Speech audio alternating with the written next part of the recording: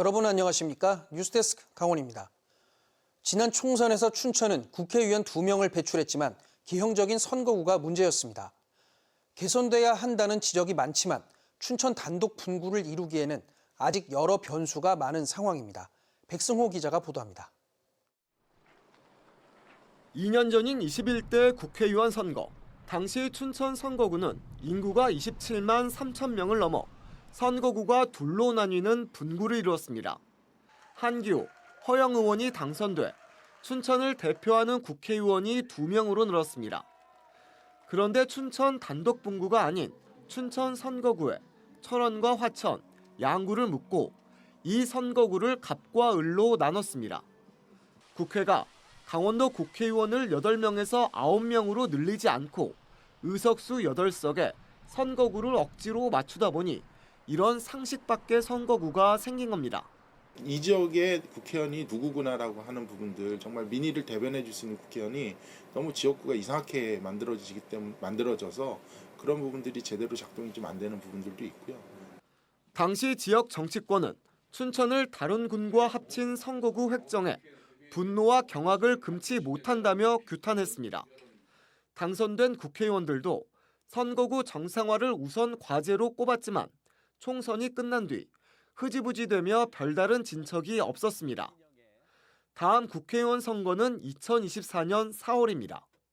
아직 시간이 많이 남아있지만 제대로 된 선거구를 만들려면 지금부터 심도 있는 논의가 필요해 보입니다. 국회의원 선거구 획정위는 이미 출범돼 있습니다. 내년 3월 10일까지 획정안을 마련해 국회에 제출해야 합니다. 하지만 춘천 단독 분구를 예측하기에는 변수가 워낙 많습니다.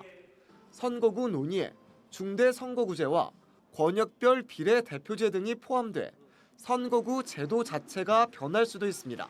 춘천 자체 분구나 이런 것들은 꼭 해내야 되는 그 과제이지만은 앞으로 예측을 할 수가 없을 것 같습니다. 중대선거구제로 가면은 사실상은 분구라는 게 의미가 없어집니다.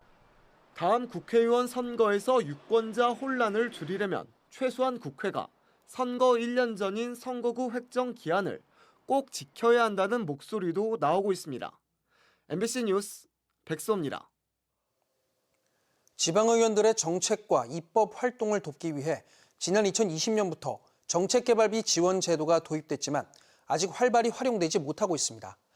현재까지 도내에서 정책개발비를 계속 집행하고 있는 곳은 강원도 의회와 동해시 의회 2곳에 불과합니다. 김인성 기자가 보도합니다. 지난 2020년부터 지방의회에도 정책개발과 입법활동을 돕기 위한 정책개발비 지원이 시작됐습니다. 정책개발비는 의원 1인당 500만 원까지 지원할 수 있는데 도내 19개 지방의회들도 2019년 이후 의원 연구단체 구성 및 운영 조례를 만들었습니다. 하지만 실제 연구단체는 제대로 운영되지 않고 있습니다. 속초, 양양, 영월, 인제, 홍천, 횡성군 의회의 6곳은 연구단체를 단 한 차례도 만들지 않았습니다. 그동안에 미흡했던 건 사실입니다. 법적인 그 요건 안에서 정책 개발을 통한 시민들의 욕구 충족을 위한 그런 정책 활동을 계속 펼쳐나갈 생각입니다. 또 양구군 의회는 연구단체는 구성했지만 예산을 편성하지 않았고 태백시 의회는 2020년 1,000만 원, 지난해 3,500만 원의 예산을 세웠지만 한 푼도 집행하지 않았습니다. 지난해 9천만 원의 예산을 편성했던 강릉시 의회는 올해는 예산을 세우지 않았습니다. 반면 동해시 의회는 연구개발 활동을 적극 시행하고 있습니다. 2019년 12월 관련 조례를 만든 뒤 2020년부터 3년간 연간 4천만 원의 예산을 세워 8,590만 원을 활용했는데 2020년 망상의 사계절 생태관광지 조성을 시작으로 올해 동해시 대기오염 문제까지 다양한 주제의 연구를 진행했습니다. 지금까지 한 7개 정도의 의원연구단체에서 연구를 했는데 시민들이 원하는 사항이 좀 많았었고요. 또 의원 개인의 관심 있는 분야, 이제 문화라든가 관광, 또 전통시장, 또 대기오염. 지방의회의 정책개발비 활용 방식을 개선할 필요가 있습니다. 정책개발비를 적극적으로 활용하는 지방의회들은 사실 지역에 필요한 정책들이 많이 연구가 되고 있거든요. 정책개발비를 적극적으로 활용해서 지역의 정책과 입법을 수립하는 데 도움을 받기를. 지역별 중요 의제를 발굴하고 지역민들에게 도움될 정책을 개발하라는 취지로 도입된 제도를 정작 지방의회가 활용하지 못하는 건 아닌지 점검할 필요가 있습니다. MBC 뉴스 김인성입니다. 강원도 여야가 중도개발공사 회생 신청을 두고 공방을 이어갔습니다. 더불어민주당 강원도당은 강원도가 중도개발공사 회생 신청 철회 방침을 일환으로 도의회에 보고했다며 나라 전체를 금융위기로 몰아넣은 김진태 각본, 김진태 연출의 초라한 결과가 아닐 수 없다고 비판했습니다.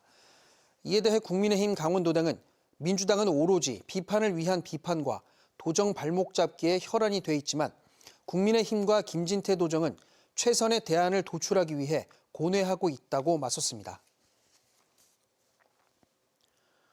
지난해 3월 원주의 한 요양병원에 불이 나게 한 공사 관계자에게 업무상 실화 혐의로 금고형이 선고됐습니다. 춘천지법 원주지원은 건물 배관 절단 작업 중 발생한 불씨로 25억 4천만 원 상당의 재산 피해를 낸 혐의로 공사업체 안전관리 책임자에게 금고 8호를 선고하고 법정 구속했습니다. 또 이 업체에 고용된 일용직 근로자는 금고 6월에 집행유예 2년을 선고했습니다. 재판부는 피고인들의 부주의가 자칫 대형 인명피해로 이어질 수 있었던 점 등을 고려하면 죄질이 무겁다고 판시했습니다. 당시 화재로 입원 환자 등 130여 명이 대피했으며 소방대원 1명이 다쳤습니다.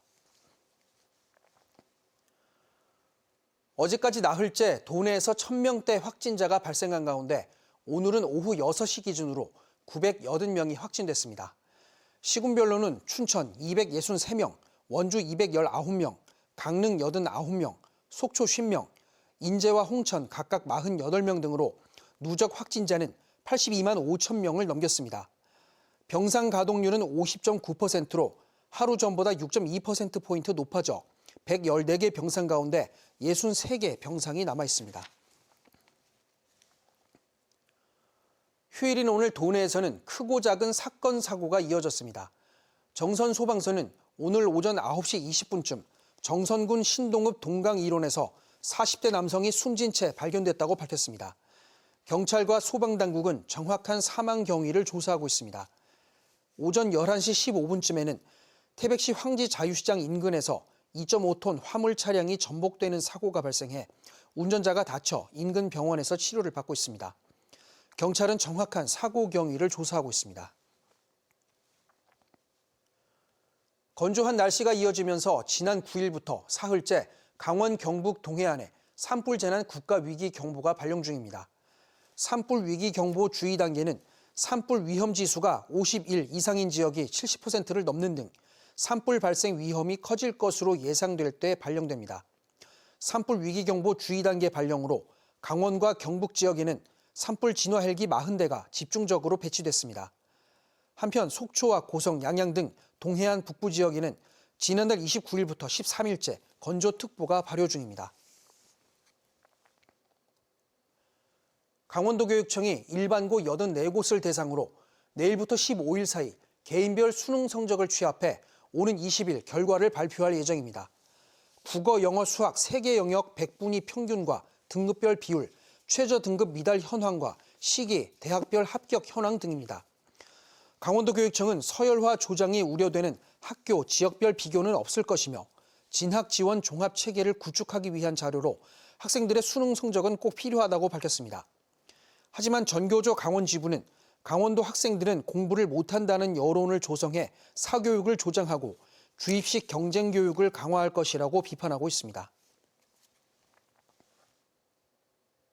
뉴스를 마칩니다. 고맙습니다.